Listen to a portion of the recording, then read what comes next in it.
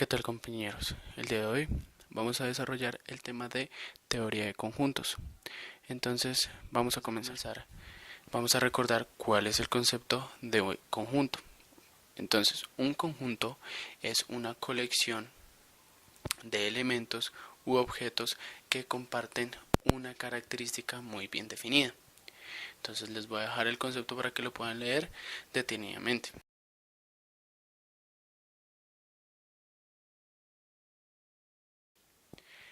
Entonces, ya sabiendo cuál es el concepto de conjunto, vamos a ver cuáles son los tipos de conjuntos y su relevancia en el estudio. Muy bien, entonces, los tipos de conjuntos que podemos encontrar, vamos a encontrar 4 tipos. Entonces, van a ser los reales, los ideales, los infinitos y los finitos. Entonces, ¿cuáles son los reales? Podemos dar un ejemplo claro en el cual los reales o los conjuntos reales representan objetos reales, es decir, objetos que podemos percibir con nuestros sentidos, que podemos oler, ver, tocar, etc., que podemos percibir. Estos conjuntos representan conjuntos de objetos reales. Ahora, un ejemplo de ello puede ser las manzanas, un conjunto de manzanas, ¿correcto? Otro ejemplo de un conjunto real sería un conjunto de libros. Muy bien, son cosas que podemos percibir con nuestros sentidos. Ahora, ¿cuáles son los conjuntos ideales? Los conjuntos ideales son los que están representados por objetos o más bien elementos ideales, es decir, ideas. ¿Cómo qué? Los números. Los números son elementos ideales, es decir, nosotros no los podemos percibir como tal como nuestros sentidos, pero existen de una u otra manera. Ahora, los finitos, los conjuntos finitos se tratan de cuando yo los cuente y si logro llegar al final de mi conteo, es un conjunto finito, es decir, tiene una cantidad determinada de elementos y puedo terminar de contarlos. Un ejemplo de un conjunto finito, como habíamos dicho, las manzanas. Tengo 5 manzanas, tengo 20 manzanas, o tengo libros, tengo 8000 libros. Son muchos libros, pero puedo llegar a contarlos. En cambio, los conjuntos infinitos están conformados por elementos tan vastos que es demasiado difícil contarlos o simplemente son infinitos, como los números. Los números son un elemento ideal e infinito. Adicionalmente, podemos ver las estrellas. Las estrellas se asumen como elementos infinitos de un conjunto infinito, o los granos de arena. Muy bien, listo. Ahora vamos a pasar a ver cómo es la forma de notar y de escribir los conjuntos, que es bastante importante. Entonces vamos a ello. Muy bien, ahora vamos a hablar sobre la representación de los conjuntos, cómo los vamos a representar. Tenemos 3 formas para representarlos. La primera es por listado, es decir, vamos a listar los elementos de nuestro conjunto. Pero antes de listarlos o de representarlos, debemos tener en cuenta algo. Los conjuntos siempre se nombran con letras del alfabeto en mayúscula. Y si los elementos de nuestro conjunto está conformado también por letras, entonces esas letras irían en minúscula, ¿correcto? Vamos a tomar un ejemplo. Un ejemplo de el conjunto que está conformado por elementos numéricos, es decir, vamos a conformarlo por los números del 1 al 5. Entonces, el conjunto lo vamos a llamar A, con la letra A. Siempre escribimos nuestro conjunto, el nombre que le dimos. Un igual, abrimos un paréntesis, llave. Entonces, lo abrimos. Y ahora lo que hacemos es listar cada uno de los elementos. Habíamos dicho que eran los números del 1 al 5. Entonces eso vamos a hacer. Vamos a escribir los números del 1 al 5, separados por comas. Entonces 1, 2, 3, 4 y 5. Muy bien. ya lo hemos hecho. Y recordemos siempre cerrar nuestra llave. Listo, lo hemos cerrado. Ya tenemos representado nuestro conjunto por listado. Si pueden notar, nuestro conjunto de los números del 1 al 5 es un conjunto finito, es decir, llega hasta ahí, contamos 1, 2, 3, 4, 5. Hasta ahí llegamos. Ahora, si fuese un conjunto infinito, nosotros ponemos puntos suspensivos y con eso terminamos. Ahí estaríamos notando de que pues nuestro conjunto es un conjunto infinito, o podemos denotar de que pues va hasta infinito en caso de los números. Ahora, ¿cómo es en descripción? El método de describir nuestro conjunto consta en que, como anteriormente les había dicho, un conjunto tiene sus características muy bien definidas. Están tan bien definidas que ese es el título que representa nuestro conjunto. Entonces, ¿cómo sería? ¿Cuál es la característica de nuestro conjunto A? Que pues, son los números del 1 al 5. Esa es la característica que vamos a enmarcar. Entonces, lo mismo, hacemos exactamente lo mismo. Escribimos el conjunto A, igual, abrimos una llave,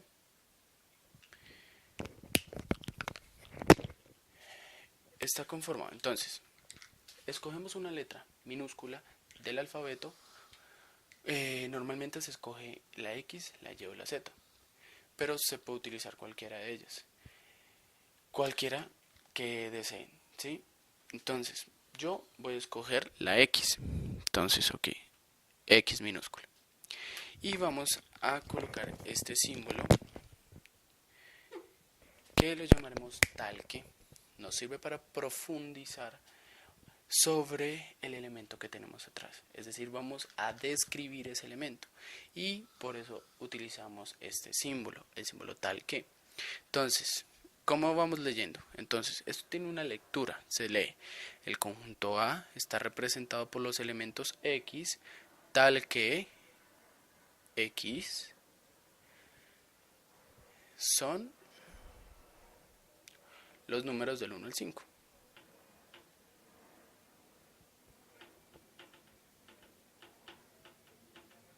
Del 1 al 5.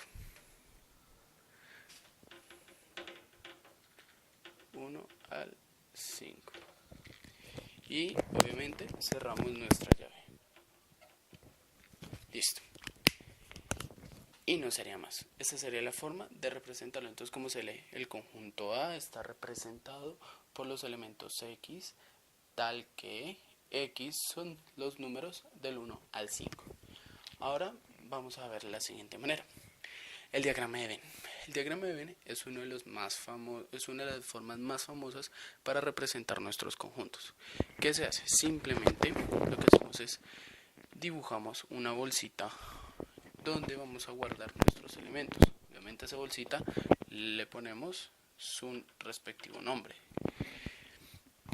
Ahora, lo que hacemos simplemente es llenar esa bolsita con nuestros elementos. 1, 2, 3, 4 y 5. Y ya, eso sería todo del diagrama de Venn. Bueno, ¿cuál es el método que debes utilizar o cuál es el método que debes preferir? Eso está a discreción del ejercicio y del estudiante. ¿Por qué? Porque resulta que estas tres formas de notación tienen sus ventajas y tienen sus desventajas. Es decir, depende del conjunto que tengamos. Por ejemplo, ventajas y desventajas del diagrama de Venn. El diagrama de Venn tiene como ventajas gráficas, muchas ventajas gráficas. Tú lo puedes ordenar, pues más adelante vamos a ver que vamos a poder representar operaciones con él, pero es un poco estorboso y es difícil de llenar si tenemos muchos elementos. Por ejemplo, tenemos 8000 elementos. Vamos a darnos cuenta que llenar 8000 elementos va a ser bastante complejo. Ventajas y desventajas de describir el conjunto. Ventajas. Nuestra anotación va a ser corta siempre, porque lo único que vamos a tener que hacer es describirlo y describir ese elemento. Desventajas. No vamos a ver como tal, no los vamos a visualizar los elementos. Como en el diagrama ven que visualizamos todos los elementos. Podemos verlos, podemos detectar cada uno de ellos. Ventajas y desventajas del método de listado. Simple, lo mismo. Ventajas. Podemos ver cada elemento. Y el hecho de que esté enlistado, podemos ver incluso una jerarquía si es necesario. Pero como ya sabemos, no es necesario que estén en orden. Pero en este caso, si nosotros queremos, podemos dar un orden y podemos ver muy bien cómo están organizados. Desventajas, lo mismo el diagrama de Venn. Si tenemos muchos datos, vamos a tener que ponernos a listar todos esos datos. Entonces tendríamos que escoger otro método de representación de nuestros conjuntos. Muy bien. Ahora, vamos a pasar al siguiente tema a continuación. Muy bien, compañeros. Ahora vamos a hablar sobre la cardinalidad. ¿De qué trata la cardinalidad de un conjunto? La cardinalidad de un conjunto se refiere específicamente a la cantidad de elementos que tenemos de nuestro conjunto. Entonces, ¿cómo es su notación? Siempre se escribe la n mayúscula, un paréntesis, y dentro de ese paréntesis escribimos el nombre de nuestro conjunto, ¿correcto?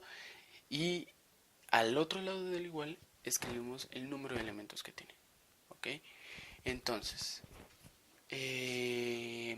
a este lado vamos a tomar un ejemplo. Entonces, ¿qué ejemplo tenemos? El ejemplo del caso anterior. Es el conjunto de los números del 1 al 5. Entonces, ya sabemos que el conjunto de los números del 1 al 5 es un conjunto finito, es decir, que podemos contar sus elementos sin ningún problema. Si no pudiésemos contar sus elementos tal de que son infinitos, lo único que ponemos al otro lado del igual es el número infinito. O si no tenemos elementos, pues vamos a colocar el número 0. Listo. Ahora, lo primero que vamos a hacer es contar los elementos. Entonces tenemos nuestro conjunto. Vamos a contarlos. Los hemos representado por el método de listado. Entonces, vamos a contarlos. Los elementos. 1, 2, 3, 4, 5 elementos. Tenemos una cantidad de 5 elementos. Esos 5 elementos van al lado derecho al igual. Entonces, 5 elementos. Pero ¿cómo se llama nuestro conjunto? O ¿a cuál conjunto le estamos hallando la cardinalidad? Al conjunto A. Es decir que, pues obviamente dentro de nuestro paréntesis va el nombre del conjunto. ¿Y cómo leemos esto? El conjunto A tiene una cardinalidad de 5 elementos. O tiene una cantidad de 5 elementos. ¿Sí? Listo. Eso por ese lado. Ahora vamos a tomar otro ejemplo, ¿correcto? Entonces, vamos a representar un conjunto de 5 manzanas. ¿Cómo las vamos a representar? Las vamos a representar con un diagrama de Venn. Lo vamos a llamar M a nuestro conjunto de manzanas. Nuestras manzanas van a ser de color azul. Entonces,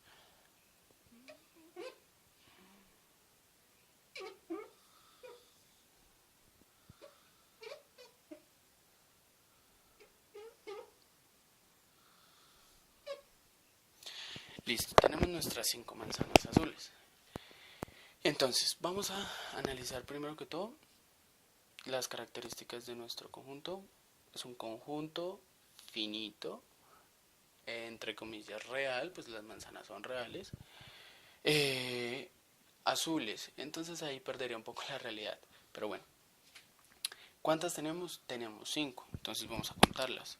1, 2, 3, 4, 5. Tenemos 5 manzanas. Ahora vamos a mirar cuál es su cardinalidad. Obviamente pues su cardinalidad es equivalente a 5, pero la vamos a anotar. Entonces, la cardinalidad del conjunto M es equivalente a 5 elementos. De nuevo, 5 elementos.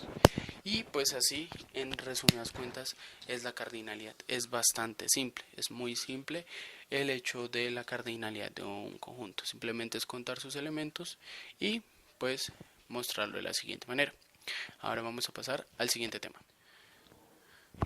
Muy bien, compañeros, ahora vamos a estudiar el tema de pertenencia y no pertenencia. ¿De qué trata el tema de pertenencia? Muy simple. Nosotros vamos a analizar si un elemento pertenece o está asociado directamente a un conjunto o no. Si no pertenece o si sí pertenece. Más adelante nosotros veremos las utilidades de este tema, pero por el momento lo dejaremos así, ¿correcto? Entonces, ¿pertenece o no pertenece?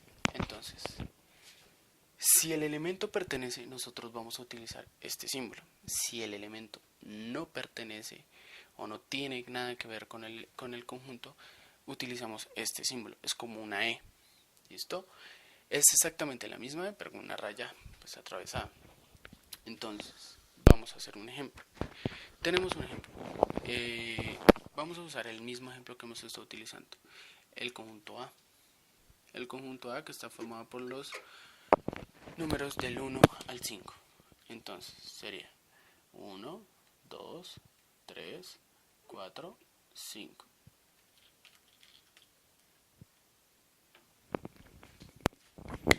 Muy bien.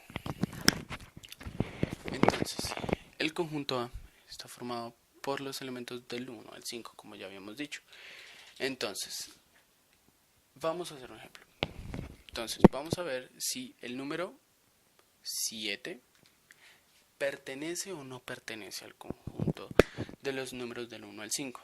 Como vemos, no pertenece. ¿Por qué? Pues porque el 7 está dos números después del 5 y pues no lo vemos en nuestro listado, ¿sí? No está y no tiene la característica de ser uno de los números del 1 al 5. Entonces, ¿cómo escribimos esto? ¿Cómo notamos esto? Con nuestro símbolo no pertenece. Entonces vamos a usar nuestro símbolo de no pertenencia. Nuestro número no pertenece ¿a qué conjunto? Al conjunto A. Si nuestro número no pertenece al conjunto A, pues colocamos nuestro símbolo de no pertenencia. Ahora vamos a tomar otro ejemplo. El número 2. El número 2 sí pertenece a nuestro conjunto. Es más, lo podemos ver acá. Si él pertenece, entonces vamos a usar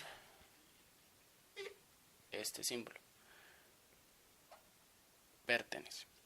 Nuestro número 2 pertenece al conjunto A. Y eso sería como tal todo. Nuestro elemento pertenece al conjunto A. ¿Y esto cómo se lee? Como les digo, el número 7 no pertenece al conjunto A. Y acá como se lee, el número 2 o el elemento número 2 pertenece a nuestro conjunto A. Listo. Muy bien, hemos terminado este video. Vamos a continuar sobre la temática en el siguiente video sobre teoría de conjuntos 2. Entonces, continúen con nosotros, por favor. Gracias.